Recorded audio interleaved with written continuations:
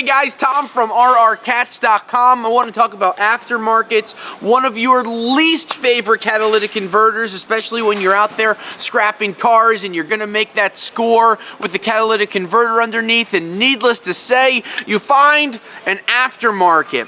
How you know cats are aftermarkets, there's a lot of different things to look at. First thing I look at is this weld. As soon as I see a new pipe connected to this with an aftermarket weld, while it's a half decent weld on both sides, that means that it was cut off and put back on. Next thing I'm looking for is the color. This is not a silver shield, but it does have N/U, which is the telltale sign of an aftermarket. It doesn't have anything on it that would show that it's OEM. It doesn't have a GM logo, a Toyota logo, or any type of OEM logo.